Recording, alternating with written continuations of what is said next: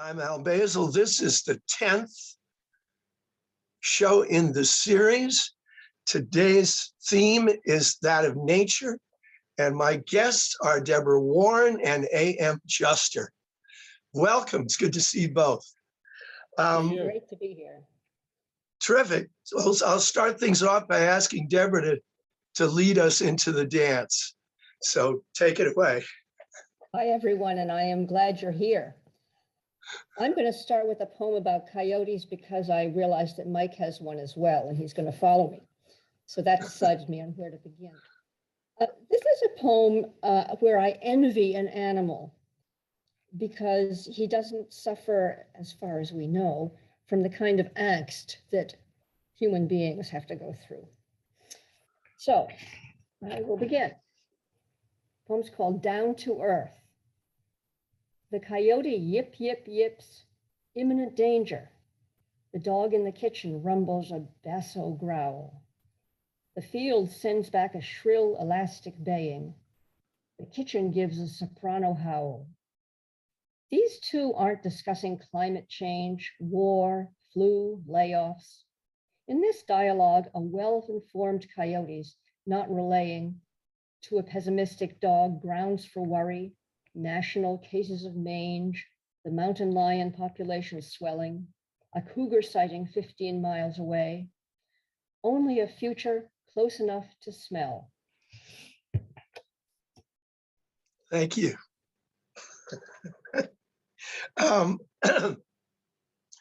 There are a number of things I noticed about the poems. I was able to read the poems that you're about to read, and you make a lot of contrast by way of comparison in a number of the poems, and this is the first one that we're not like. We're subject to anxieties that the animals may not be. But there's also a common theme of danger, and I see a theme of danger in a number of the poems that Mike is going to read. So. And after I've heard a couple more of yours, I want to say something about the way that you look at nature, because that is the theme of the show, and there's so many different ways to approach it. And I think the three of us have some interesting distinctions in what we do in talking about the natural world. So this is a good place for us to start. Do you think sometimes about whether there's a difference between what the dog perceives and what the coyote perceives indoors and outdoors, or do you bring it all down to the foundation of scent? In this poem, I bring it down to scent pretty much. I mean, I suppose of course they hear noises. I can tell from my dog, but I mean, he seems to know when there's a coyote within several blocks, but so it's not all scent, but it's a certain kind of a physical realization, I think. It's really important for now. We were talking about our previous dog before we came on, and one of the things she used to do is on a walk she would stop if there were flowers, particularly roses, and she would just put her snout above the flower and just savor them for the longest time. And finally I would usually say, come on, let's move along, Maggie. And she'd give me this look like, you poor scentless creature, you can't possibly understand how great this is if you want to move along. So, you know, scent for dogs, whether you're a coyote or a domesticated dog, I think it's a pretty important experience that, you know, to a large extent we don't have. So. Well, I envy you because I've been allergic to dogs and cats my whole life, and so I've never had a pet. And so that's a good example of part of the realities of the natural world that have been closed to me. I'm glad you experienced it, though. Yeah.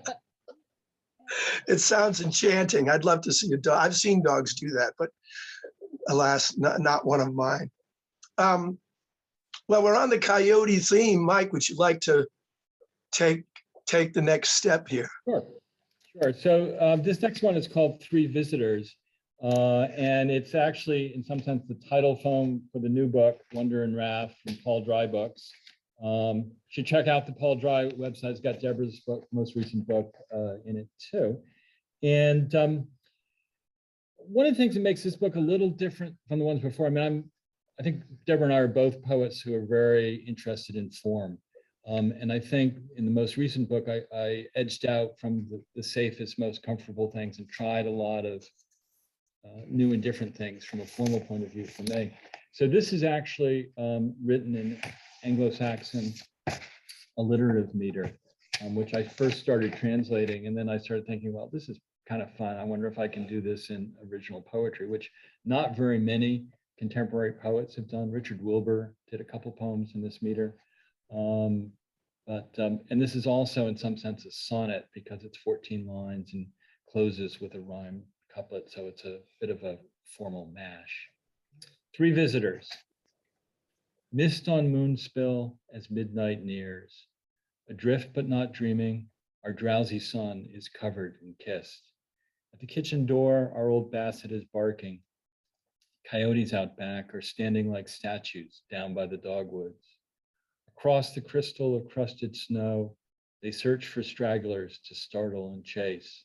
Their vigil reveals no victims this night. Trash would be trouble. They trot away unbothered by blood-throated growling and baying. No star distracts their stealthy march. As the highway hums, they howl through the calm and savor new scents that spice their path in this world awash in wonder and wrath. Mike, I'm going to butt in here because I think this is completely beautiful. Thank you. I haven't read this or heard it. I love the way you echo your own domestic scene with the Christ child. I love the way you have the vigil, all the parallels with Christmas, the star, which is a physical star as opposed to the Star of Bethlehem or whatever. But it's the way you use the two is just wonderful, and the couplet is completely gorgeous. So I think this is a marvelous poem, blending the two forms. Really, I think it's wonderful. It's a very. I have to agree.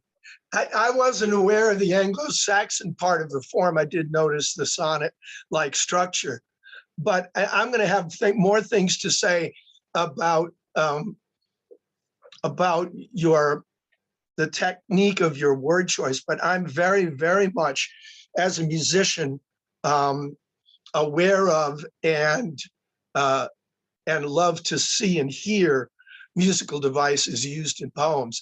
And this is just the first one of yours that's really knit together in a terrific way in terms of the use of alliteration and the repetition. But you do this throughout, and all the poems of yours that you're going to read today. And there's one later on that I particularly want to comment on because it really struck me. But I like that kind of sound in poetry, and I think it helps connect us to the body. And I read and hear so much poetry that's really neck up, that is not that doesn't connect me in my ear to the way that I myself produce the sounds. So I love to hear things that make me think in physical terms. And this poem really does that. The other thing that I think is a recurring theme, at least among the poems that you've chosen, is the presence of danger and the treatment of danger, and the way that you've inverted the details from the Magi to underline the idea of protecting your child, and in a context that's outside, full of danger, and that nature presents this for all of us. So yeah, I think it's a great way to begin. It happens to give me a great lead into the first thing of mine that I'm going to read. And I do tend to go on. So this one is a little longer than either of your first poems, but the connection is pretty clear in that I'm treating the Magi theme, although in a little different way. This poem is called The Magi Lose Their Way. And I wrote it on Christmas Day of 2016. I often write poems on holidays and birthdays because I live alone and I don't have any responsibilities to other people in the house. The Magi lose their way. On our journey from the eastern lands, the new star in the night sky kept us on the path through many difficulties. Out of compass from our constellations, it made an easy guide, glowing and low, hovering above that distant place where lay the infant king we'd heard about. But on the way, we passed a city, ruined, desolated utterly by war. Not one stone there stood upon another. No one could be found to tell us how or why they'd met their fate. But smoke hung thick above the rubble, troubling the sky, as though the earth had somehow wrapped itself in its own winding cloth. The crackling embers in the wreckage made the only sound. Their faint, dull glow, the only dying light. The waste of that place made us pause until we saw the grounded sky bereft of stars and realized we'd lost sight of our guide. What heaven had provided, men on earth had labored to obscure. Which was our way? At first, we were despondent, overwhelmed to think that such fair promise could be lost. Contagious in that place, the darkness dimmed our faith itself, and it was tempting to sit down, curse mankind, and brood on chaos. But that would end our journey. Then the dark itself, tasting of iron, gave us the answer. The ash that clots our lungs and coats our tongues, the grit that irritates our eyes and sticks between our teeth, this shroud that pins us down to earth, is just another kind of cloud. The stars we reckon by still burn beyond. We are without original direction, but any heading is away from death. So we set out again, despite confusion, blinded by what men do in this world, but trusting if we stayed on any path, however crooked man has made the maze, we would regain our sight, reorient ourselves, begin anew, and yet attain what may be reached from any starting point, the sacred ground of the Nativity. Well, the first part of it made me immediately think of a hard coming we had of it. Yes. Yeah, I steal. Certainly, but in your poem, it certainly was a hard coming. We all steal sometimes, right? Well, it's also, it's interesting when you think about nature poetry. I mean, I don't think of myself as a nature poet, even though obviously I do some writing about nature. And I think part of it is very little nature poetry is really the way that people think about it. I mean, there is sort of a classic Gary Snyder, Mary Oliver, Zen-like, you describe the scene and you get into it to achieve a state of mind. You see that sometimes in Chinese classic lyric poetry. Certainly. Yep. But most of the time, I think what most of us do and what you're doing, and I think what Deborah and I are doing for the most part, I've only got one in here that's an arguable exception, is it's more like Frost. Frost has a lot of connection with nature in his poems, but he's not going out having a Mary Oliver Zen-like experience. What is happening is he's processing what he's observing in nature, and that makes him think about man and what man does and how we're sort of part of nature and part not. Mm-hmm. And I think that most of what I think at least we would broadly label nature poems falls into that category. And I think yours does, very much so.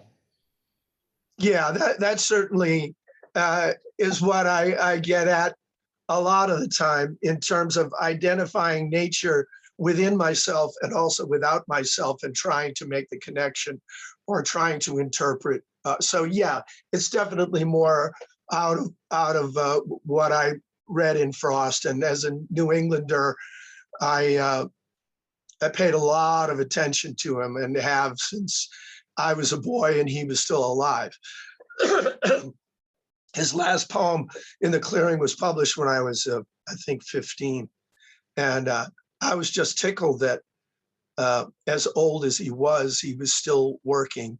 And I thought, this is a great human pursuit if you can do it your entire life, which, as I said on an earlier show, is something that you can't do if you want to play center field, which is what I love to do until I did it as long as I could, but inevitably there comes an end.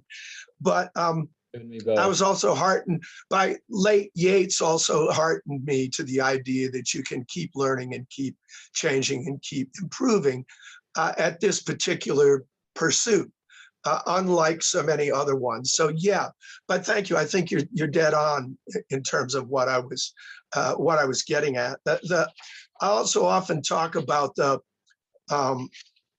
concept of the sacred and the sacred space, and what I sometimes can perceive in the outer world in terms of sacred space, because normally I think of it in interior terms. So interesting connection with those Zen aimed poems, because yeah, I know them too, and I'm a big fan of the Chinese poets that do that. So thanks for pointing that out. And one of my favorite poems in the world, and I never get sick of it, is Ulysses by Tennyson. And he talks about exactly what you talked about. We're not too late to seek, new worlds. And it's something that you can continue. Yeah, that's the hope. Yeah, if we stay in our right minds, artists work out of their experience. And the older we get, the more we ought to have to work with. So we'll see. I wish and hope that for all of us. You can't pick your end game, but let's see what happens. Let's go on to round two then. Deborah, you're up. Okay, I think next I will read a poem called ID. And it really has to do with how we're not very much different from the great apes when you come to think of it. It's kind of an evolutionist poem, I suppose. So it talks about the similarities. ID. The Titian-haired orangutans loop the trees, or shoulders rolling forage, palm to sole, the Sumatran forest floors. Each has a fingerprint, like man's, the loops and whorls uniquely his, and no matter how distinct it is, very much like yours. Thank you. This is another example of what I meant when I said that, you're often concerned with comparison. And in this case, I had to stop early on in the poem and imagine palm to sole. I think that's a great motion.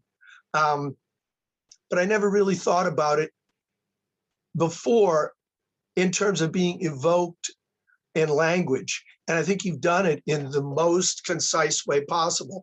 And it just sparked that image of that kind of movement that made the orangutan alive for me for the rest of the poem. I don't know how you feel about the similarities in the fact that we have thumbprints and palm prints, but you point them out. You don't kind of indicate. How do you feel about them?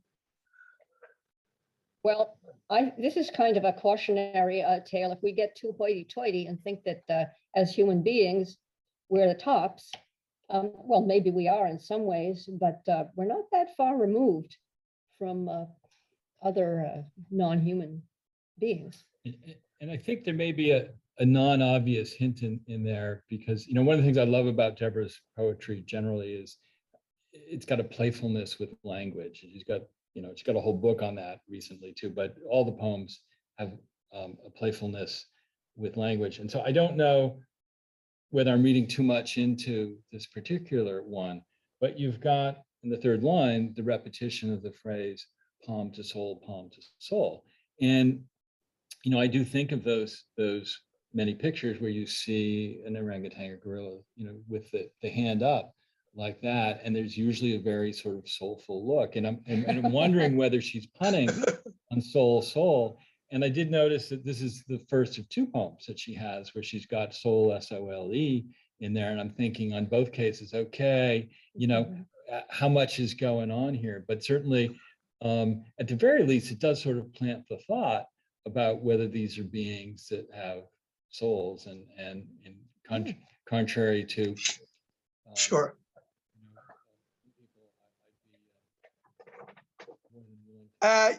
Your mic has just gone off. I'm sorry. Now it's back. Please Okay, repeat your last. I was just saying I'm more than happy to grant souls to our cousins, the other primates.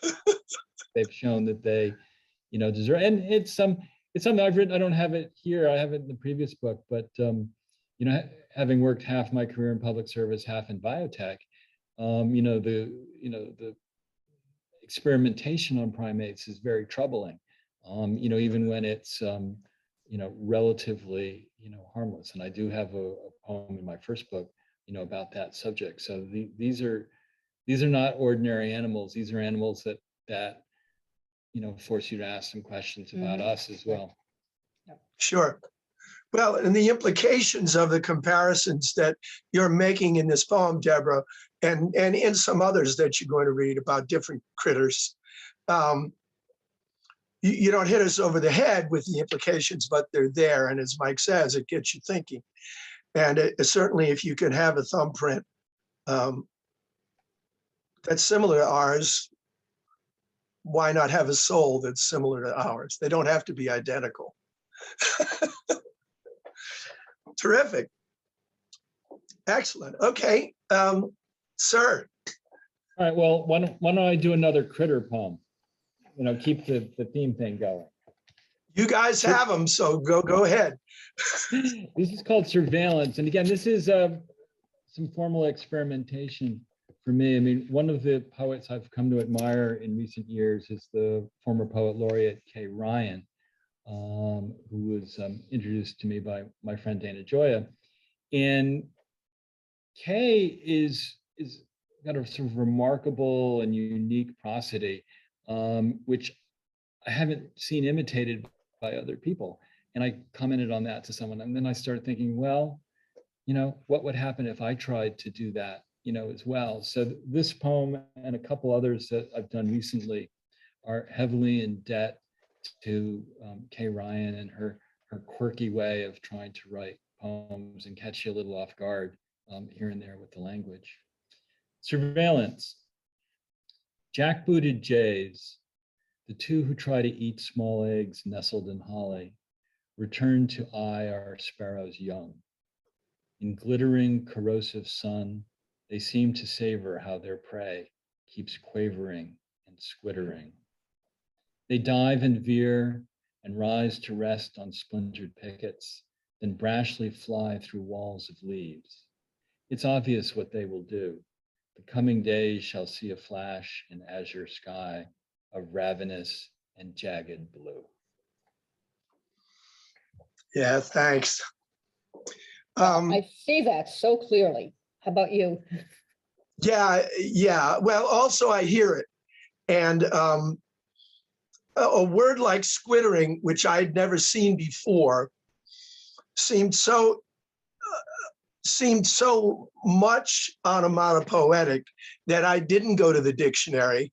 I was pretty sure that I knew what that represented. Of course, you've got glittering, squittering. And as I said before, on the occasion of the first poem that you read, particularly the assonance that you bring in the last four lines, where you've got a flat shall see a flash in azure sky of ravenous and jagged blue. So the A sounds there, even though you've got very short lines, and I had no idea that these came in principle, at least from K. Ryan, even though they're very short lines, they're knit together lines that are through lines in terms of how you hear them and how you read them.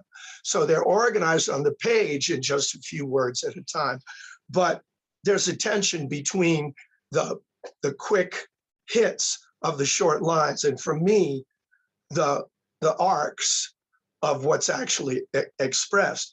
And once again, there's danger there. You know, it's about the protection of the young in the context of the predators. So all of these poems of yours come actually not merely from Wonder and Wrath, but actually from almost adjacent pages. So I have no idea when they were written or if you were on a kind of a danger jag, but well, it's great to see these things together. There was a long time between the first and second book of serious poetry. I wrote a couple satirical and humorous books of poetry in between, but it was almost 20 years. These are more recent. You know, they're sort of a piece in a way. And, you know, I was coming off of a long stretch of chemotherapy, and all of a sudden the world started looking a little different, and different themes and that kind of thing.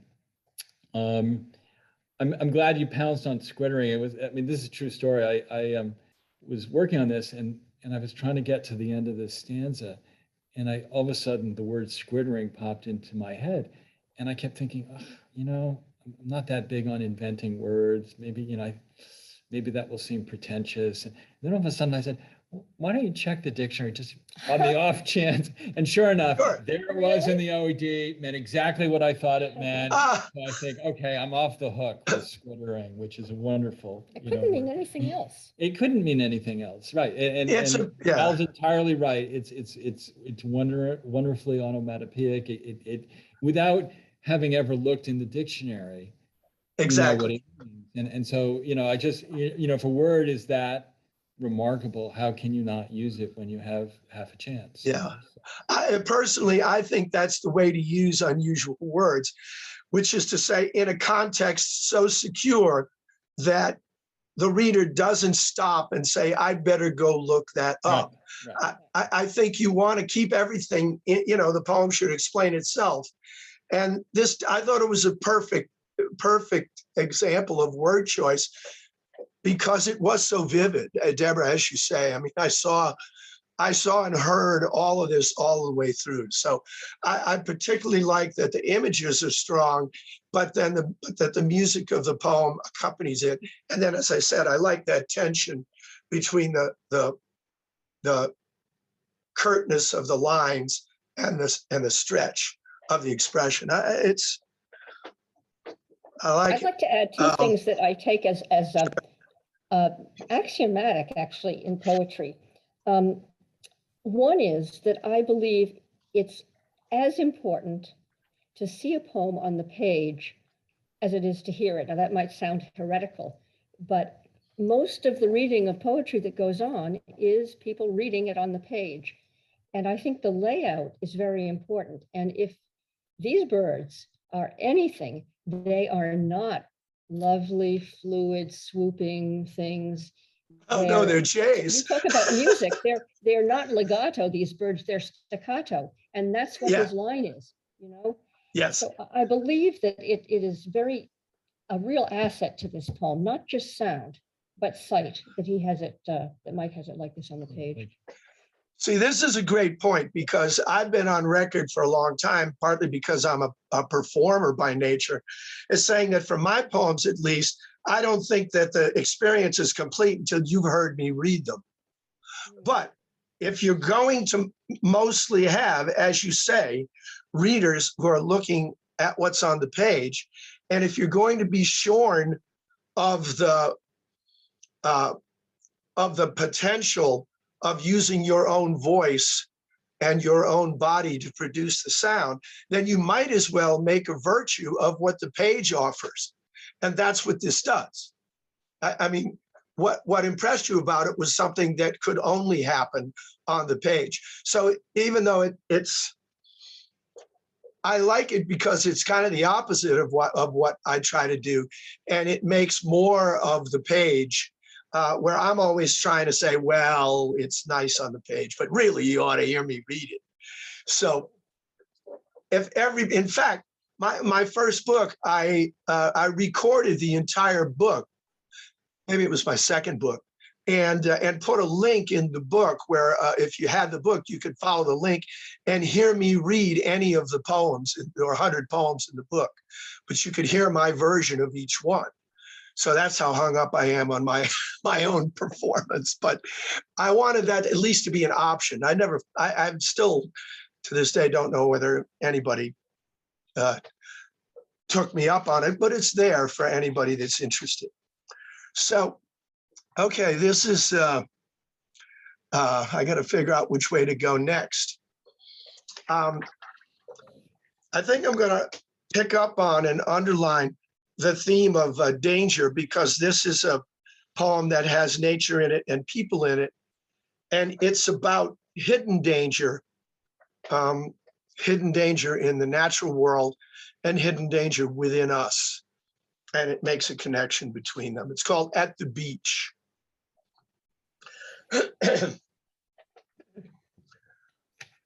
Right now, the clouds, swift moving, all are somewhere else. The breezes lull, the sun direct above this quiet spot, drenching the beach in blocks of color, clear, sharp-lined, concise.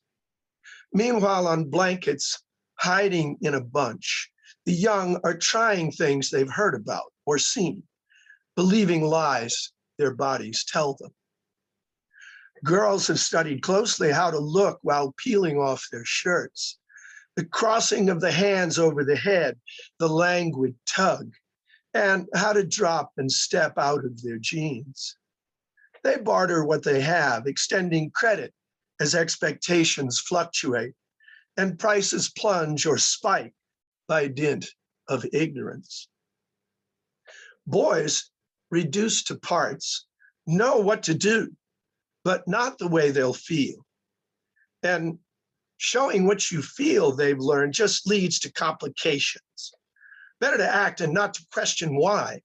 And don't boys all want one thing anyway? The sea looks calm. The waves nibble a bit along the margin up and down the shore. The water is inviting, placid, warm, up to your knees. You see down to the bottom, or so it seems, until the undertow sucks at your heels. And if you let it go, it pulls you out beyond the barrier. Its voice, at first a whisper, deafening. Well, there is definitely danger, but I think I know what the end of the poem means. I mean, to me, you are talking about sexual attraction. Maybe this is not what you intended, and how it's insidious in a way. So I don't know. Is that what you had in mind, partly there, Al? Oh, you're dead on, of course. No, that's exactly it. I mean, I hope I left enough hints earlier on about how little these teens understand about the power of what they're toying with. But that's why I put them at the seashore, where the ocean teaches a lesson that they're not learning, but Right. eventually may learn on their own. It's really well done. I also, I tell my students often, and it's axiomatic with high school teachers, don't use too many modifiers, don't use adjectives, don't use too many adverbs. You use them in a masterly way. When you use them, they are right on in their way to, they are critical to the meaning of the image that you're presenting. You don't use very many, but I watch these like a hawk, or I'm very conscious if someone overuses them, and you do them extremely well, and like placid and warm and inviting. We need those adjectives. And it's interesting. I mean, it is, when you do use the modifiers, it is usually the adjectives. I mean, I'm kind of looking now to try to see if I see an adverb anywhere, on the page. And I think, you've got a lot of well-chosen verbs here that, Right. get across what you're directly trying to say, but get the subtext across, as well. And so, it doesn't need the modifiers. With the nouns, I think when you're kind of painting a picture in a way, sometimes you do need that extra touch from the adjectives, so that the general rule that some people try to force down your throat about writing poetry is just wrong. It doesn't work. And I think that you use the adjectives, as Deborah said. I agree that I think the adjectives are used very well here too. But as I said, I don't think there's hardly an adverb, in this whole poem. One of the great pleasures that I get from this series of conversations that I have with other poets is that we're all technicians in various ways. I haven't consciously noticed either of the things that you've talked about. They're not there by design. I've never actually sat down and thought, do I have enough adjectives, or do I have too many, or have I used it?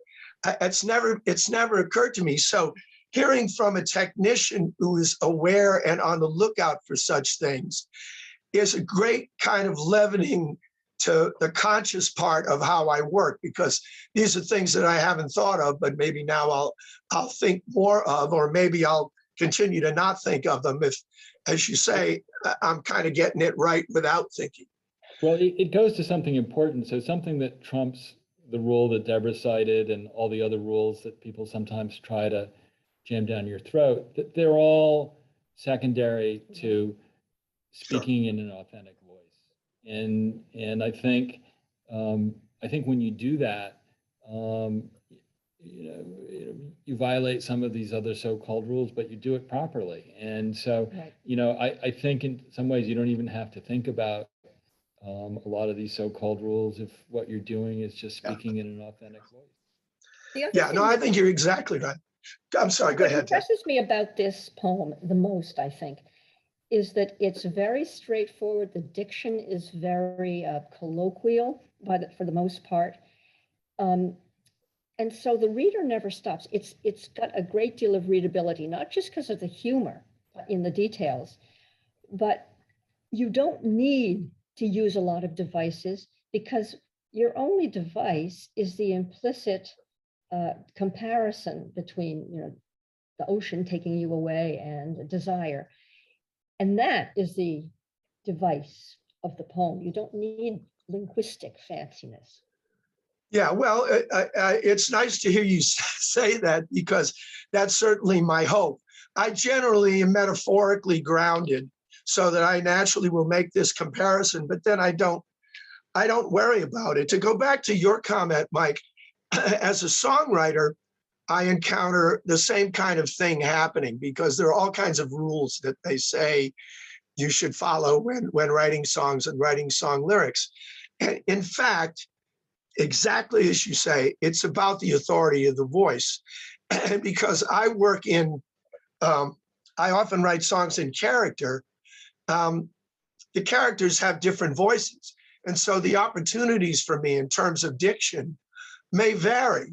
And again, that's secondary to whether I can convince you of the authority of the voice of the character, because I frequently write in characters. And when I sing the songs, I'm acting the part of the characters. So that's kind of where you start. And I think, having started out partly writing plays, I came to that early on, that every character has her or his own manner of speaking. And if you stick to that, you're going to be okay. Well, we're recording this very close to the Christmas holiday, and we have touched on the Magi theme. I have a poem that I wrote on Christmas last year. That's it's one of the few poems that I have that in any way address the whole COVID experience. I've got a couple, but this is one of them. It's called A Christmas Wind. And I don't know whether you remember last winter in New England, but this is a snapshot of last Christmas, weather-wise. A Christmas Wind. A scouring wind bore down on Christmas Eve. Along with it, a penetrating rain. Tireless, they worked to scrub away the snow. By morning, we can see the earth again. All that the snow had hidden lies revealed. Sodden leaves and broken branches tell of how much seeming death inhabits winter, how complete the loss of all that fell. The earth and sky are mottled blacks and grays, the opposite of wished for Christmas white. But it is fitting after such a year that merciless this scene assails our sight. Let this Christmas tell its story, bleak, of how the dead are everywhere we look. Better to see the evidence sketched in of nothing further written in the book. A mask of snow would only hide the truth, that though the drained out face of earth pretends an end to everything that's gone, from desolation, life will spring again. Don't be fooled by surfaces. Be patient. Look earth in the eyes. Though shut, they wait. A winter's death is only preparation, and dark no more than light predominates. This year, the human darkness is oppressive. Nature is troubled, and we no less so. All seems lost, but spring will keep its promise. As above, so let it be below.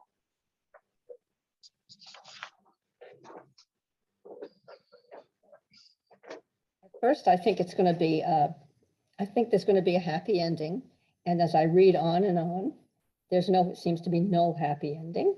But it comes at the end. And I have a question for you. In some ways, this seems almost more like an Easter poem. But do you mean to tie it in some metaphorical way to the Nativity, to Christmas?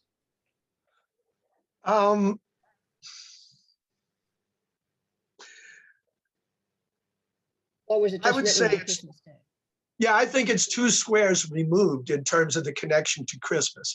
I think the initial connection is to the solstice and the recurring the recurring of the light. But of course, Christmas is connected to that. But the connection is not clearly or directly to Christmas, but it is absolutely about regeneration, about life hidden in the midst of death. And then the other part of it, of the sort of blanket of despondency and depression that settled over so many of us over the last 2 years, and for me was very present last year, before vaccination brought a whole new round of craziness. I know so many people that have struggled emotionally last year and this year, that I was writing on Christmas, and the hope of the Nativity was what got me started. But the imagery that I used is taken more from the natural world and the renewal of the light. But they're all tied together, and that's not by accident for the last several thousand years. So I had the same reaction briefly that Deborah did about the little injection of Easter in the second stanza with the phrase seeming death, which for me, screamed Easter. But as I got further into it, I think what I started feeling about the Nativity and the Christmas backdrop here is probably different from a lot of Christmas poems. But I think one of the many things about Christmas is it's marking the it's the mark of the transition from the Old Testament to the New Testament, and a moving from a more brutal world to a vision of something that's a little bit gentler. And I think that that's where you end up going, towards the end. And again, I don't know how much to credit you for what's conscious and what's not, but what did ring very true for me was the way that the hints of that transition tied in with the movement from, the dark places we've been with this time of COVID to, a gentler world that we're hoping to see. It's very much intentional. I'm sorry, go ahead. I just want to butt in for a minute. It is not on the surface of the poem, really, that this is about COVID. You have to look at the date, and there's a lot of reference to this Christmas, this year. But it's quite subtle, which I think is one of its strengths, because you don't have to read it only as a topical poem. Yeah, I hate to preach. But just to return to what you said, Mike, it's absolutely tries to use the capital of the emotional impact of the nativity and of Christmas. It does also partake, just because of the natural transformation of what's going on at Easter. But I think it's an easier sell than Easter because it's got the reinforcement of the natural world pointing out the transformation, that it's so close to the solstice and everything is tied up. And for me, Easter it's harder to sell the message of Easter to people who might not be believers, because the underpinning of it requires that you've got the context of the resurrection, and you can use it in terms of a general resurrection. But I think Christmas does that in a more subtle way. And so it's probably why I was thinking that way at Christmas. I have Easter poems, and I can't remember right now whether they try to do a similar thing for the fact that it's Easter, but these days do get me thinking along lines that naturally lend themselves to these connections. So, but thank you, Deborah, for saying that it's subtle, because the only line that I thought was, well, two lines.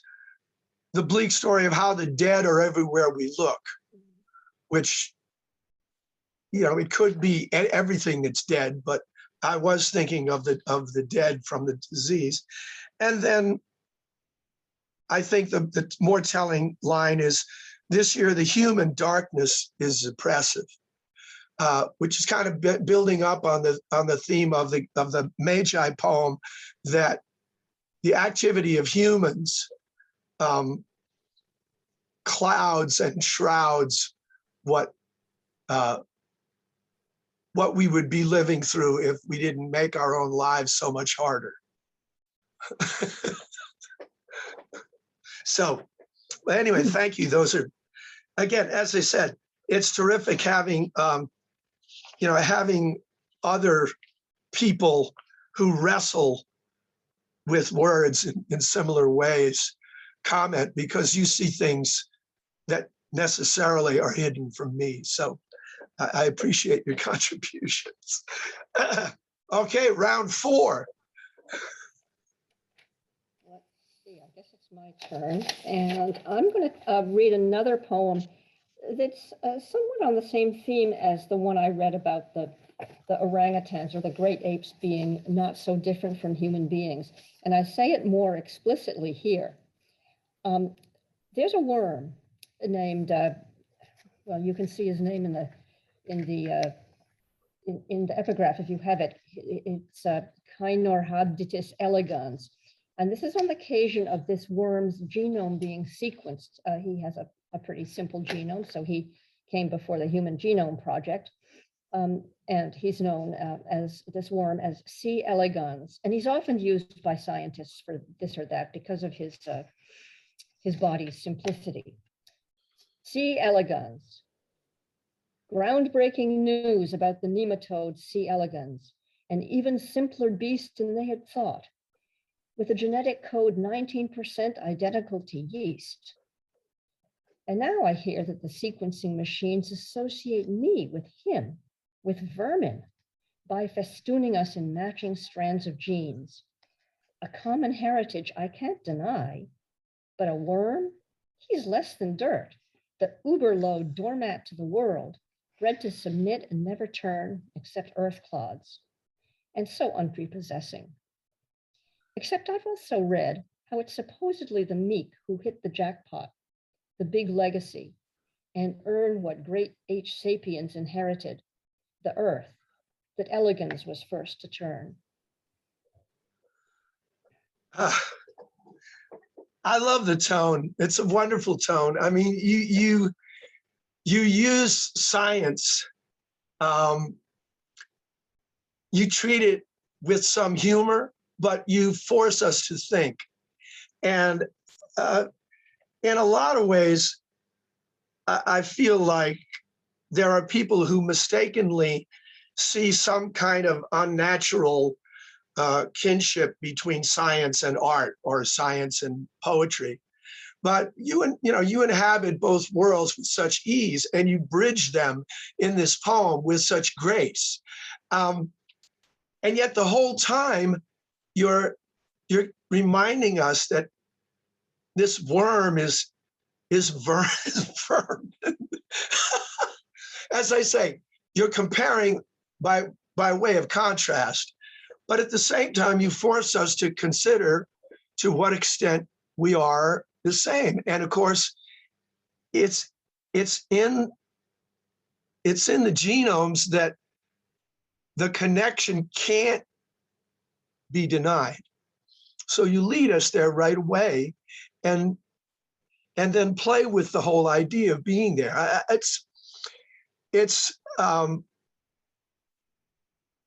I can't think of another poet that would choose to write this or could write it the way that you do.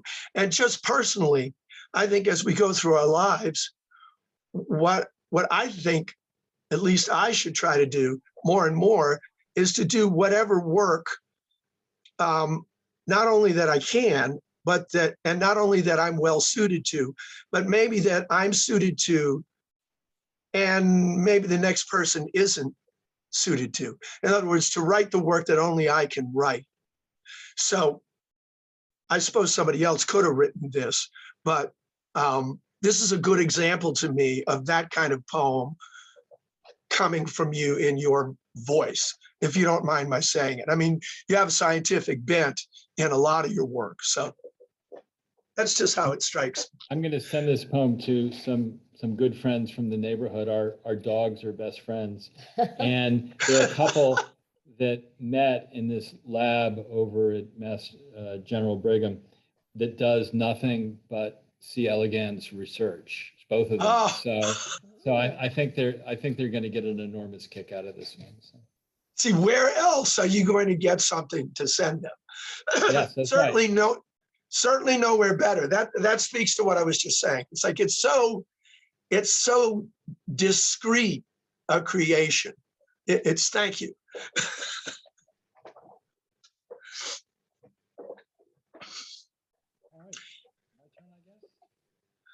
So but I switched gears a little bit. So my wife and I split between two homes, fairly different homes. We've been for 39 years on New Year's Day in a suburb west of Boston, which are pretty standard and predictable in lots of ways.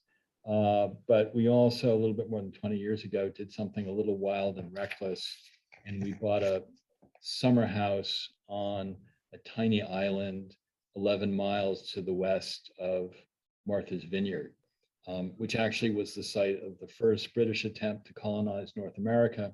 You haven't heard about it because it didn't go very well. It didn't fit with manifesto.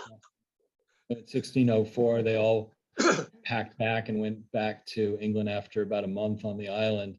And then most of them went back to Virginia and didn't make it very long in Virginia. So it's a kind of a depressing story. But anyway, the island is a wild and weird place. And so my nature poems are sort of split in two ways. There's, the Belmont, Massachusetts ones are a place that's been rewilded a lot. So that's kind of caught my eye. And I think if you go through a number of the poems, you can kind of get that sense. Cuttyhunk Island is a little bit more wild and reckless. And so I think it's a different flavor of poem that comes out of Cuttyhunk. So this is one of the, at least Cuttyhunk inspired poems. There's a little bit of liberty with facts in some ways, but that's okay. It's poetry. November Requiem. Wood sways and mutters. Palsied shutters bang. The call has come. Stripped of starlight, night dwindles to gritty lavender and gray. Mad jags of wind keep drowning out the surf. We dress, then slog through beach plums to the bay. 3 days before, we calmed 3 bottlenoses, then led an exodus into the channel to confront the bellowing Atlantic. We roared and told eyewitness news that tides or virus-damaged ears had made them frantic. Now we return. Salvation did not last. Just yards from shore, they do not move at all, except to veer away as we draw near. Their faith and our benevolence betrayed, and their desire for surrender clear.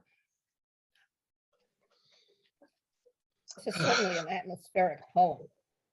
You put us right there with sound, with sight.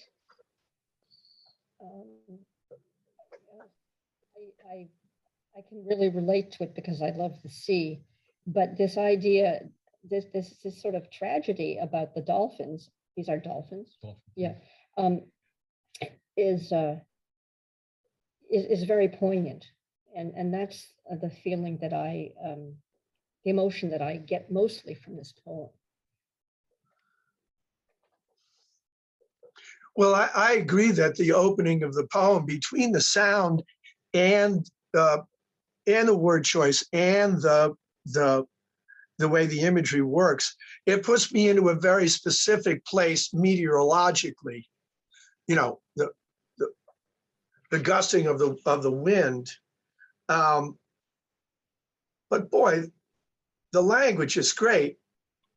Stripped of starlight, night dwindles to gritty lavender and gray, mad jags of wind. I mean, again, I'm not going to point out all of the devices, but it's chock-a-block with them. I have a question about the second line, the call has come. So is this the first call that you're going to go out and experience these bottlenoses for the first time? Is it a real call that comes to let you know that they're back? Or is it a kind of a mythological call that leads you to out to a kind of role, a destiny role? Well, it's a good question, and it's not completely clear in context and somewhat deliberately so. And of course, the word call has a lot of different resonances. But I think in terms of the actual narrative in my mind, I think my thought was it's a recurring call, that there are these groups of people who are, very dedicated to trying to rescue these marine animals. But it does fall into a couple categories. I mean, there are some of them, like the turtles, they wander north and then it gets very cold and they're just lost. And they don't mind being helped. What's really unusual and somewhat troubling about the dolphin beachings is, and you see this with some of the whales too, they really do seem to be intentional acts. And they do, what often happens after these rescues, which tend to get a lot of press coverage, and it does make, people feel very good about themselves. And they do make a lot of, sacrifices to do this. Very high percentage of time they turn around and beach again a short time later, and that's usually Right. it for the and I don't have any sort of huge point to make about that, but I've found it very moving, something that caused a lot of reflection. I guess it goes back to, Deborah's raising the point of animals with souls and that types of things. And certainly, in a lot of ways, dolphins have higher intellects than we do. They just don't have opposable thumbs. So I've always found these beachings, very very problematic and very hard to think about how to feel about it. And so, to a large extent, what I'm just trying to do here is to make the reader feel that ambiguity and think about the same issues in the same way. I don't think I'm trying to drive to any particular revelation here. Well, it certainly puts the reader in the mind of having to ask the question. My question would be whether there was any intended irony in the next to the last line, where you say their faith in our benevolence betrayed. Because to me, part of the impulse that makes humans want to engage in these rescue operations is to sort of work against whatever the natural impulse of the animal might be, that it's time to destroy itself, and that we sort of want to show that we know better in a way. And so, and there's a certain element of self-regard that is a kind of a virtue signaling that you're going out and helping this creature. Yet so often they undercut that and just show us that no, their impulse is stronger than our ability. So it's common to come to the end of your ability to make that difference.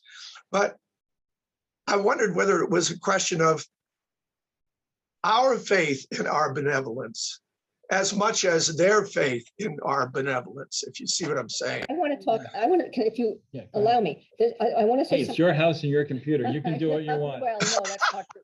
But I want to talk a little bit for a second about the penultimate line, because it can be construed at the same time, for me, in two ways. Our benevolence has been betrayed by the dolphins. I mean, they have, this is the kind of payment they give us for rescuing them. Secondly,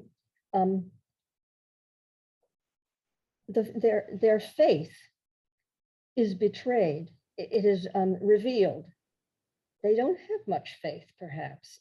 So betrayed can mean both to reveal, to show, to demonstrate, and also to be a traitor, to be treacherous. And I don't know if he meant it that way, but it's a line that makes us think exactly as you did, and which brought me to that conclusion. Some of the strengths of a poetic line can be to show. He shows both. He shows a lot in 5 short, feet. Yes. It's trying to, I guess, run a little bit of a balance here, because on the one hand, I want to be sympathetic to the people that do this work.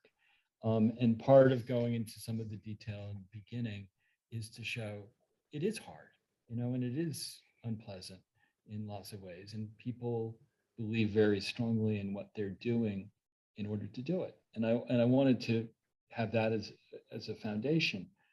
But on the other hand, from a moral point of view, there are some questions about this, and the animals, often it's not just that they beach themselves. There are some signs when they go out to be rescued that they really don't want the help. And I think it raises a really interesting question as to what our moral responsibility is in these kinds of situations.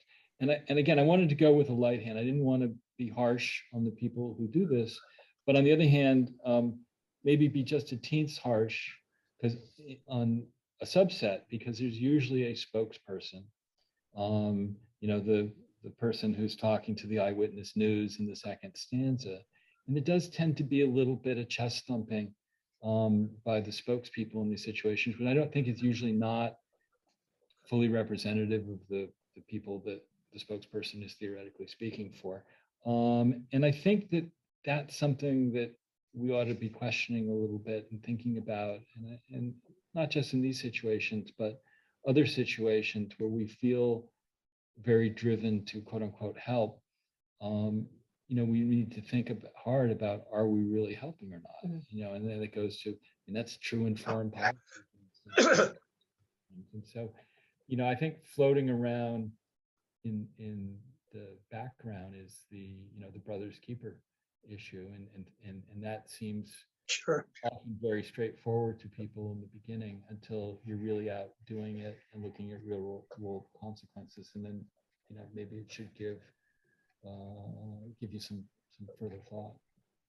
One of the powers that poems can possess, among others, there's a whole category of poems that lead the reader at the end to questions or to question, rather than presenting answers, or what is more often encountered, rather than quarrying experience, than kind of bringing an experience that the reader has not had. And I think it's a really important role to have poems that end with the reader going away and thinking and questioning. And there's too little of that in our society in general. So whenever poems can do that, more power to them. It's great. Wow, thank you. See, this is good because you're thoughtful people and your poems betray that. As Deborah might say. Okay, I'm going to my next to the last one. I'm going to take a right turn as well. This is really just a series of linked metaphors, natural metaphors about, it's actually about romantic love and relationships, but it's put in the context of moving air, of wind, and different kinds of moving air. It's called "He Is as the Wind." To one, I was a source of agitation. In aspen leaves beyond her window glass, insistent whispers keeping her from sleep. Another felt me rising suddenly under darkened skies, signaling rain, not to be trusted with one open shutter. To this one, twister, unpredictable, which drives her underground, its path a risk to pluck her house up whole into the vortex. To that one, elemental, merciless in its intensity, which scours out the prairie, bringing her to desperation. To this one, welcome breath of freshening after a long confining season in the cold and dark. It stirs and she throws open wide the doors and windows and allows it to lick all surfaces and change the air within. Then buttons all up tight again. Where is that one to whom I am no less a need than breathing, nor no more a threat than exhalation warm against her neck? Wow, in my opinion, this touches me more deeply than any of the wonderful three that preceded. It's just marvelous. I love the way you show the differences that one person can feel to the same gust of wind. Well, in some cases it might be a tornado, so that's a little different than a gust of wind, but and how points of view in individuals are so particular.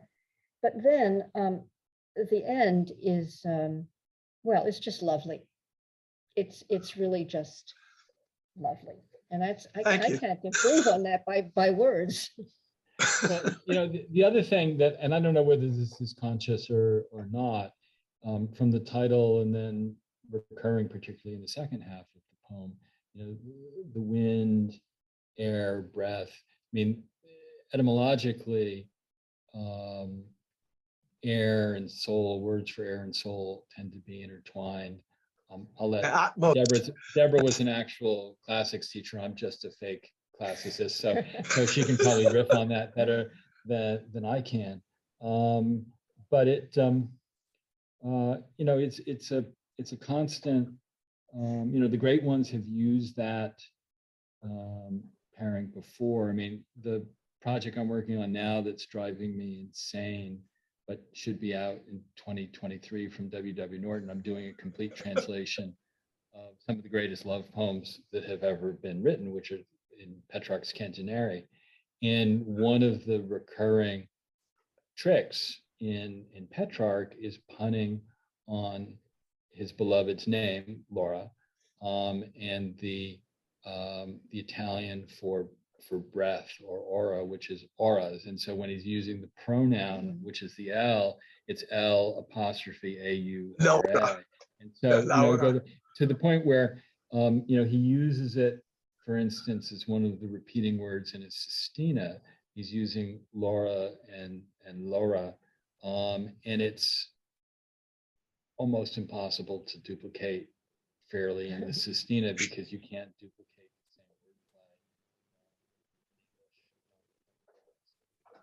word. You've gone off mic. I'm sorry. That's one of the ones that has driven me a little bit crazy. But you see that in a lot of classical literature. You see it in Petrarch, and you see it later in Shakespeare and others. And so it's a classic way of trying to reach these kinds of issues. So good work. Yeah, well, thanks. The for me personally, because I've had a daily relationship with my instrument, the cornet, since I was 8 years old. It's a brass instrument that is a wind instrument, and you devote your whole life to the discipline of your breath and using the breath, and breathing into your instrument produces your second voice, that's how I think of my horn, as that's my other voice. And of course, your own voice uses your breath. So I live very, very closely connected on a minute by minute basis to the idea of the breath. And so the classical grounding of it seems very natural to me. I mean, I express my soul in my playing, or with my voice. So I think of it in maybe a more of it's a different way. Maybe it's a little more personal than people who never ever think about their breath, but just use it.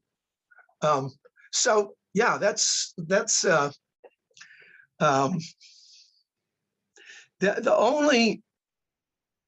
only reference in here that I wasn't sure would be better to not suggest to anybody is the one about the one from The Wizard of Oz. About the twister driving her underground and plucking the house up whole into the vortex, because I didn't want to get people thinking about The Wizard of Oz, but I couldn't help using the image. And I think when you use it, people of a certain age are going to think that way. I think we've also lived now into a time where maybe more than half the people alive have never even seen the movie. So we're moving into a better space that way. Yeah, it has been. I mean, we've lost connection with a lot of the classical myths and that kind of thing. And so there are relatively few common touchstones for it's true. For people this was one, I think, until fairly recently, but I think all the media technologies have sort of fragmented what we're paying attention to. And so I think it's a broader Certainly. problem. It's not just, this classic and wonderful movie, but I'm not sure that for young poets writing today, that there are going to be, easy reference points in terms of movies and television and things like that, because I think a relatively small percentage of the public is watching them, and then they're moving on to the next great thing. So I think it's going to be harder to make pop culture references going forward than it's been in the last 50 years. I think that the content will not be the source of the connection, maybe the vehicle or the mechanism that brings the content will have more staying power, because the content is even more fleeting. Who knew we were living in the heyday of pop culture? Well, it's strange when you not only can't use ancient culture, but pop culture for references. Really true. Literally, I've just been watching the Beatles documentary and reading commentary on YouTube where people write in and say, I've never seen anything they did before. That hit me pretty early. I was teaching summer school for junior high school, right on the, middle school students in the summer of 1980. And I knew that all of a sudden I had gotten old, because one of the girls in the class heard a reference to Paul McCartney. And I can see it coming. Beatles. Oh, wasn't that McCartney's band before Wings? And to hear the Beatles referred to as the band before Wings, I just said, okay, this marks it. I may only be, 23 years old, but I'm old now. Well, and now they don't even know Wings. Yeah, that's right. So, well, okay, we're in good shape time-wise for our final round. It's not a lightning round. Take your time. So for your final offering, Deborah, what do you have for us? I think I will go off on something that you said about trying to write what only you can write. And I guess I'm agreeing with you in my poem, Mole, which is the first one in my book, Connoisseur of Worms. And what Mole mostly talks about is how everybody, or many people, have their niche. Every animal has its strength. Your arms have been adapted to wings, to paws, to whatever. So that's what I'm saying here. And everyone has his or her own métier and strength. But then my question is, what about us, who are supposedly at the top of the heap? Anyway, I will read it. Mole. Earth is his occupation, and the mole works the turf in his native breaststroke, swimming hallways into the sod, a geonaut supreme and connoisseur of worms. I've heard him breaking roots an inch beneath my soul, and seen how the subterranean specialist carves out for himself a single, simple role. I envy the expertise he brings to bear on dirt, the narrow office he was given. As for me, my habitat is thought, where I grope and sweat and scrabble out a living, forced to prove, up here in a windy lair as invisible as the moles, that there exists an animal who can dig a hole in air.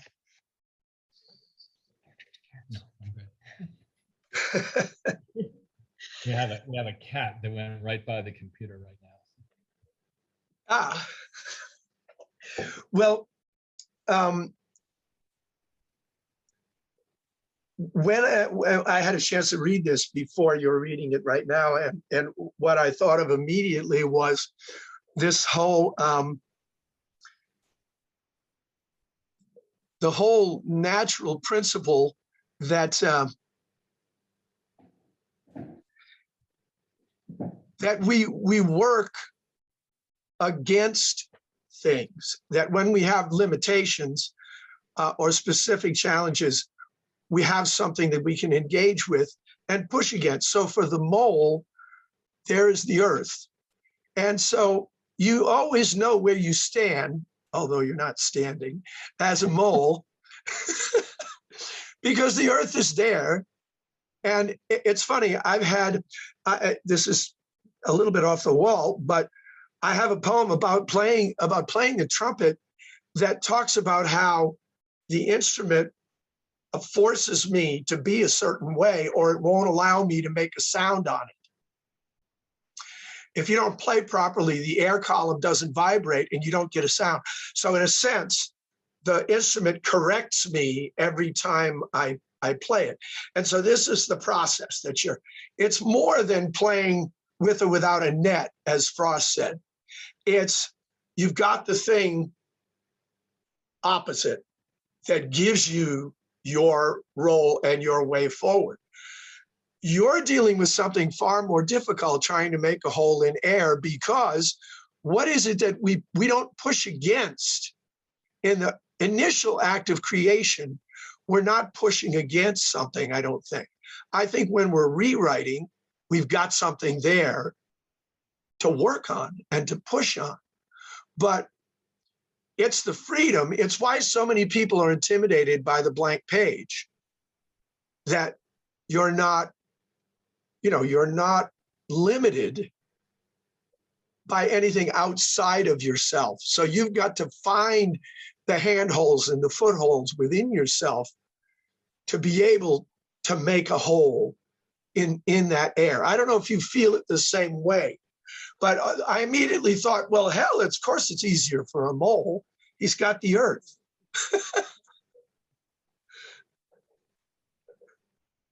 I would just note one thing about this poem, which is really not so much about this poem, but about Deborah's poetry in general, which I think people should appreciate, which is the swerve. Swerve is a wonderful word. There was a best-selling book by that title, and attempt to find a great poem by Lucretius, which is a wonderful read. It's horribly inaccurate. It's a wonderful read, but Deborah has these marvelous swerves, and a lot of times, when people swerve in poetry, it's like, well, they haven't really thought it through. But what's marvelous about this is when she says, "My habitat is thought." All right, just stop there for a second, and then think about most of the. You stand up at open mics, you go to readings, and you say, what would most poets follow up after they said, "My habitat is thought"? And it would be reasonably predictable. We can come up with a list of things and we'd be pretty close to right. But what we wouldn't do is come up with what Deborah came up with, which is "where I grope and sweat and scrabble out a living," which is a very physical, blue-collar image, but yet absolutely on point for what she's trying to say.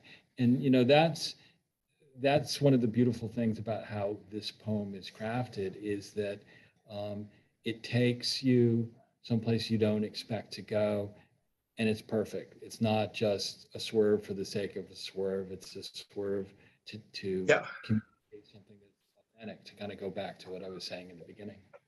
Well, and you're prepared by that line about scrabbling, because the context of the poem has been the mole scrabbling. And so you've got a kind of a bridge from the mole's activity into her activity. But then we end in the open air, which that's what I loved about it, is that we go, the mole stays underground, I guess, most of the time. They must come up sometime. But it is blue collar work. We understand that it's blue collar work. A poem will take us hours, maybe, like that Irish guy said. And yet she takes us to what, for me, paradoxically, looks like freedom. But for those of us that are in the cave at it again. That freedom is also that's the hardest thing to cope with, is exactly the freedom. In other words, that freedom is not free. That's the freedom that you have to somehow work with and subdue to get all that hard work done. I love that it ends in air, that the last, at the ending of it is air, because that's where we are when we start. And I don't know where we go when we're at it. It's a kind of an internal atmosphere. It's not the open air, but it's an atmosphere. It's one that we can work in. So maybe you're more, I don't know, makes me think of miners. You got to have an atmosphere you can breathe, or you can't keep doing it. Well, thank you. And I've really had fun reading these poems. So over to Mike. Right. So it's great. It's great. I mentioned Cuttyhunk Island.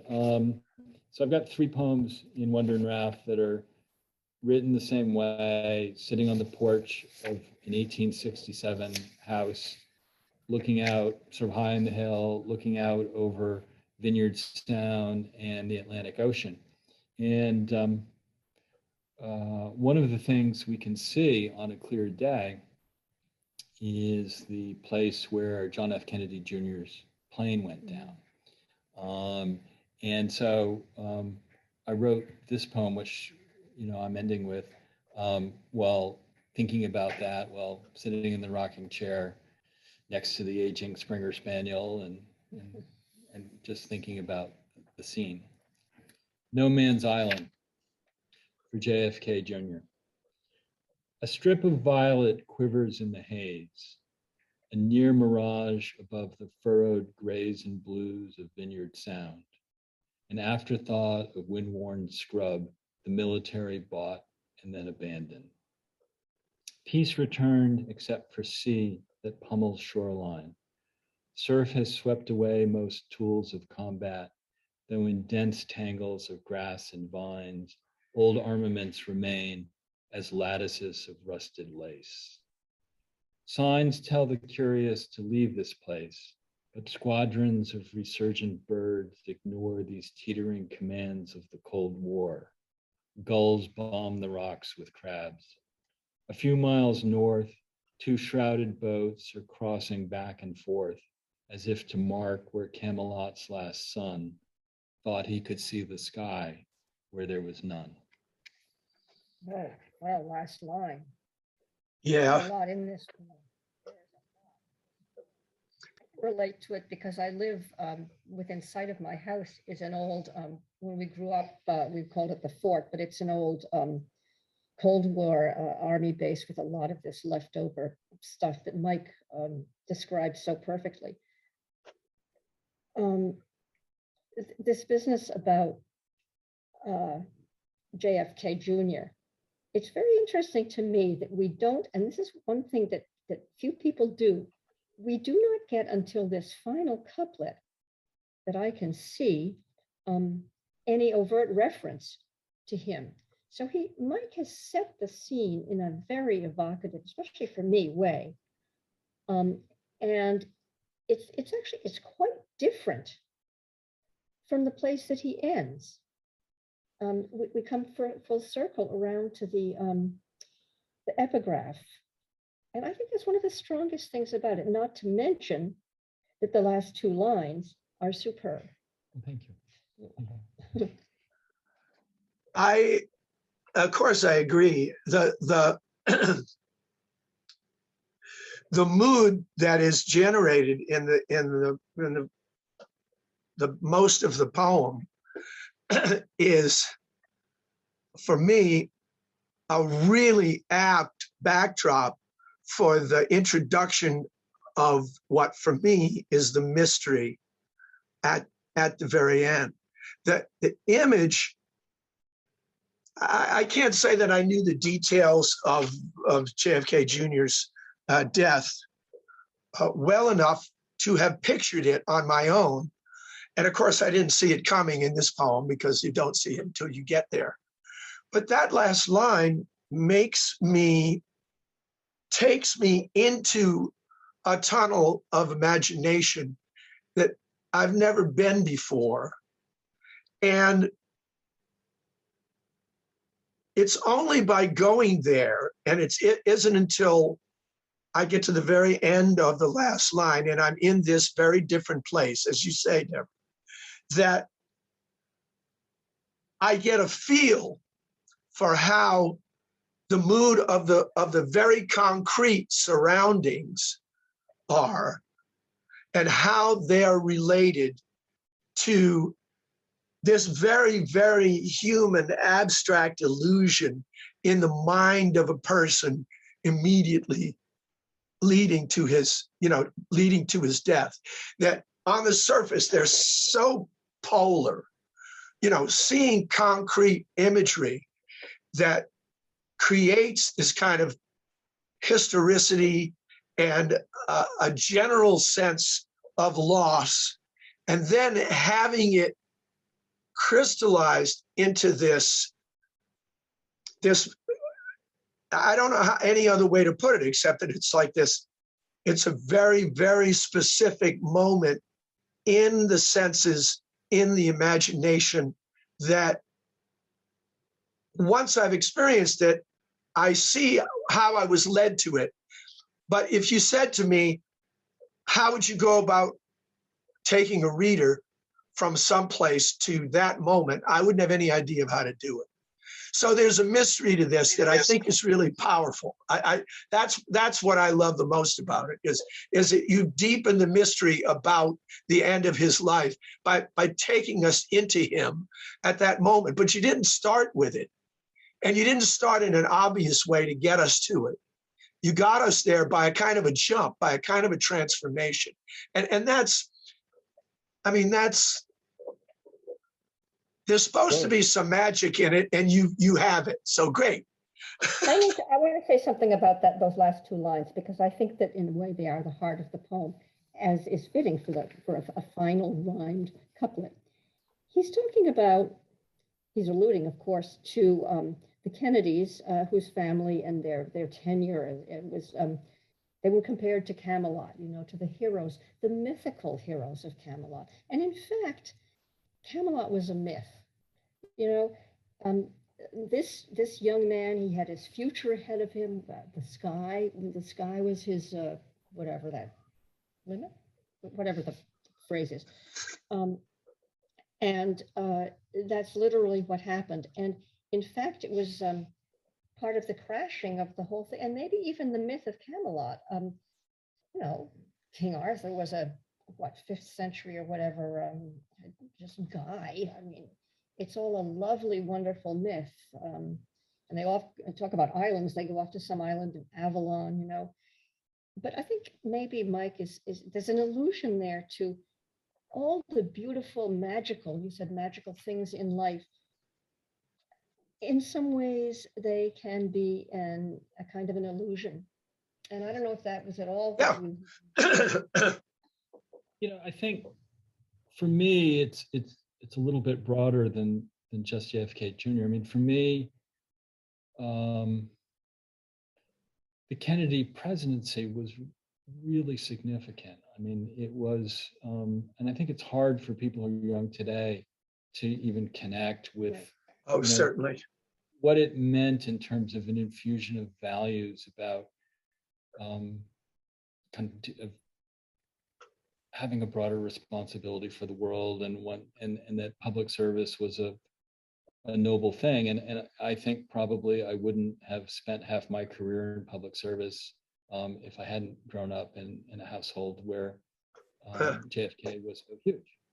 But on the other hand, I also worked briefly for the law firm that orchestrated the Chappaquiddick defense, and the Kennedy legacy had a lot of trouble, going forward. I knew Ted reasonably well, and JFK Jr. had actually stood out by criticizing the fact that his peers in his generation were not living up to the legacy. And I admired that enormously. I mean, I think he used the phrase poster boys for bad behavior. And so I did have a sort of a special place in my heart for him. And when the news broke, initially, it was just that he was lost. They didn't know where the plane had gone down. You know, too specific, but they showed an area and they said, well, he's gone down in water and there's probably not much chance he's going to survive. And my wife and I actually hung on to some hope that he had survived because we knew the geography and we knew that there was this little tiny island. I think it's about 20 miles south of Martha's Vineyard. And that seemed to be right around in the circle where they believed, where they had lost radar contact. And so, you know, we were talking, I said, well, you know, maybe he was running low on gas and, you know, maybe he ditched and he knew the island was there and maybe they're there in the fog waiting to be rescued. So we actually probably held out hope longer than anybody in America because we'd sat out on the porch and we had looked out in that direction. And we knew that there was land there. Now, it turned out that that was wrong, that, you know, he was about a mile off of north of No Man's Island. And he'd gotten disoriented and hit the ground with such force that, you know, death for everybody was instant, you know, very clearly instantaneous.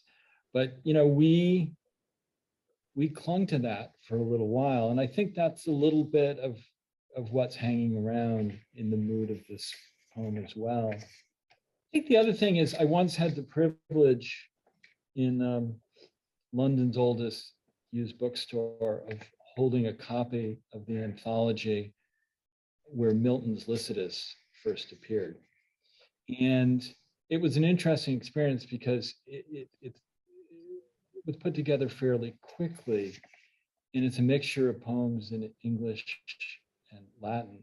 And the common denominator until you get to the very last poem is that they're all absolutely dreadful. They're just terrible. And then you get to the last poem and it's Milton's Lycidas. And it gets you thinking about how hard it is to do elegy. And if you try to say directly what you want to say, it just really comes off terribly. And so I think one of the things that taught me, which is if you're going to do elegy, which is very tricky, you have to think very hard about how you're going to say it. And if you try to beat the reader over the head with your message, the reader's probably not going to take to that message very well. So that's a lesson I learned from holding the 18th century anthology. Well, you found a way to solve the problem here for certain. You know, wow. Well, I'm enjoying this to no end, but of course there must be an end. So I'm going to read my last offering here, and then we'll tie it up and put a bow on it. But thank you both in advance. This has been great fun. No, this has been great fun, and thank you for pairing me with my friend Deborah. This is much more fun with her by my side rather than some random poet. So. Yes, and I want to 100%. Well, you're very, very welcome. You're both very welcome. Okay, this is, of course, we are in December, and this is a poem that I wrote at the end of March in 2015. And if you can recall, the winter of 2015 was unusual, even in an array of New England winters, because there were many, many deep snowfalls and storms separated by a procession of days below freezing. So none of the snow ever melted. It just got deeper and deeper and deeper. And so the entire winter seemed like it was going to go on forever. But by the end of March, some things had happened. And this is called The Passing of the Age of Giants.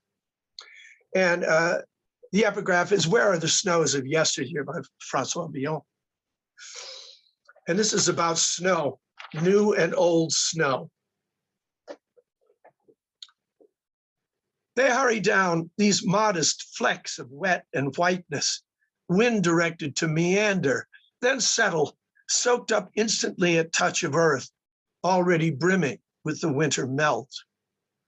Some greet the grainy surface of the crusts remaining from the season past, to nestle with them for a moment only, distant relatives discovering each other before a parting merciless and final. Gale-driven snowfall and unbroken cold had locked the landscape underneath a mask that thickened with each application.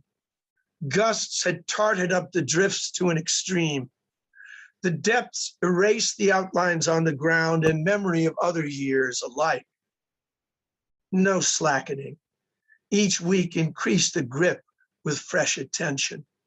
Nothing softened, not a trickle from the tree-thick ice stalactites that poured from roofs and disappeared below into the man-high whiteness. Through 2 weeks ago, this winter's rain had held, but then it was deposed, and a slow thaw set in that's left us mired in wet, a few misshapen islands of old white scattered about. Now flakes lays slower, tentative and mild.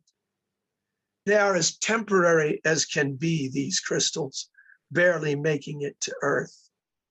They'll blur no roofline, paint no branch today.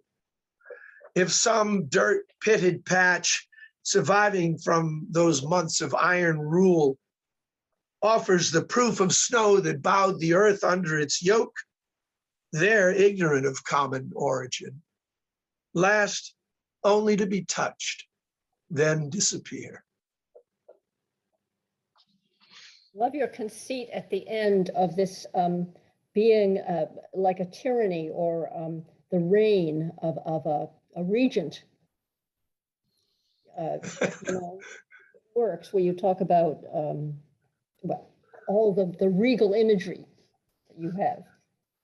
And I think one of the reasons why the poem works so well is, again, you've matched the form to what it is you want to do. It may not be obvious to a lot of people, but the poem is written in blank verse, and that gives it a stateliness. You both back mentioned, Milton, and holds it together because it's a fairly long poem by today's lyric standards, and it doesn't have rhyme to knit it together. And I think if it were a very similar poem in free verse, it just would not work. But I think that the rhythm, you kind of get this sense that it's an occasion because of the rhythm, even though the rhythm, it's modulated in a few places, it's not metronomic.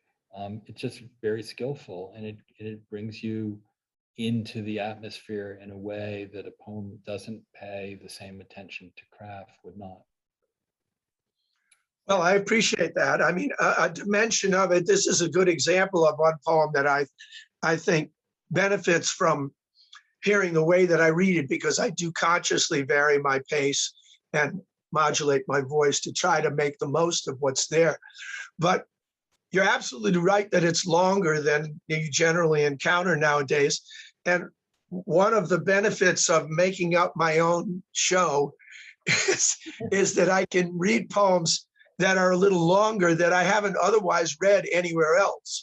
And this is one of those poems. I've never read it in public because it's a little too long to fit into into one of those regular 20-minute readings or even the 40-minute readings.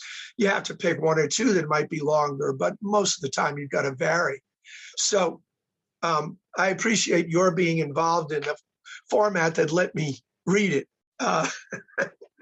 Because it's a very specific memory, but it is also about the incapability of youth to last for long in the presence of age. That although they have a common origin, you got snow that's stayed around too long and snow that's not going to be around too long. And they're only together for just a moment. And it wasn't until I got to the end of the poem reading it that I was put in mind of those connections that you made in some of your poems, Deborah, about, you know, the mole to the poet, or the worm to the human, or the orangutan to the human, that these are juxtapositions that simultaneously point up similarities, but also contrasts. And in this case, the similarity is there, but the contrast overwhelms it. And that's, to me, how I always feel at the end of winter in New England, where you've got just these dirty, you know what it's like. I mean, none of that imagery is I'm anything. ready for the end already, and we're not even at Christmas. Right. Well, you said something, Al, that I could really relate to. Mike had pointed out how you write in blank verse. One of my pet peeves is reading, people who read and stop at the end of each line, no matter what happens, as if Mike talked about metronome. And the point of blank verse is that it be the warp or the weft underneath of the voice, and the voice Yep. and phraseology plays with this underneath, but practically, I mean, imperceptible in a sense for the reader, but it holds it together and gives it to me, that's why people write in meter, and that's what poetry is. But reading it by phrase and meaning, and I have some close friends who do not do that, who stop slavishly at the end of the line, and it is. yes. You write beautifully. Thank you very much. I'm very conscious of it, and I try to choose as guests for these shows people who are not only strong poets but also strong readers, because I want to hear an effective performance of the work. And we've all been at readings where excellent poems are shabbily treated by their creators when they're read aloud. And so, yeah, you're right. But I'm going to I'm going to pick up on what you've just said and tell a story to tie up and close the proceedings here, because it absolutely is my belief that there's some kind of a gravitas that writing in meter gives the expression. But when I read, I certainly try to slice against that and read according to the phrasing. And that's something that I simultaneously learned from Shakespeare and Frank Sinatra, because when you act Shakespeare, if you read him aloud, you don't stop at the end of lines if you want to have people have any sense of, you got to speak in sentences. And so that's one thing. And then with Sinatra, I learned about how you phrase for the meaning of a lyric so that a listener can make sense of what you're giving them a few words at a time and still keep a sense of, of the through line. And so I write at least in blank verse, and then I get to some of the other forms, but it comes quite naturally to me to the extent that over the last few years, I've been writing audio plays, because I used to write plays in college, that are in verse. And because they're audio plays, I can get actors together and in a very short rehearsal time of a day or two, get something together that we can then record and put out, because they don't have to learn blocking or memorize their lines or anything else. And I used to do an audio play series at Brown in the 70s.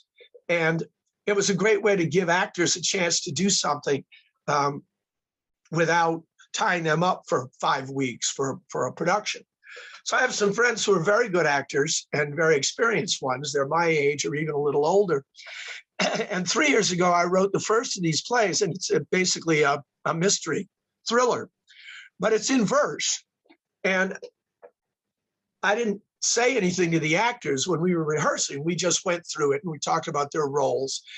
And we did the recording session, and it was a 45-minute play. We got the whole thing recorded in a couple of hours. And when they were done, I said to them, well, you know, it's in meter. And they said, what? And they said, why didn't you tell us? And I said, well, if we had 5 weeks, I would have told you. But because we only had 2 days, it was better to let you not have that in your mind as something to cope with, and to have you read naturally and just trust that something of the organization of the meter would lend something, some weight to the expression. But it was an interesting experiment, I thought, in whether or not there's something to it. And of course, you need guinea pigs who are not aware whatsoever of accidentally putting things into, but they couldn't stop at the ends of lines. Although they were there in front of them, they never noticed that the entire play was the lines were all the same line. So maybe there is something to it. But I like doing it. And so as long as I can do it and trick people into thinking that it's just actors talking, I'm going to keep it up. Well, thank you both so much. This has been delightful. And, you know, it's enjoyable, but it's also, for me, as I said before, instructive, because as poets, we're people and we're technicians. And so we've had some shop talk, and we've also had some people talk. And that's what I shoot for whenever I arrange one of these little meetings. So thank you very much. I'm going to sign off. For the people at home, thanks for staying with us through a leisurely sojourn through the fields. And once again, great to see you. So long. Sal.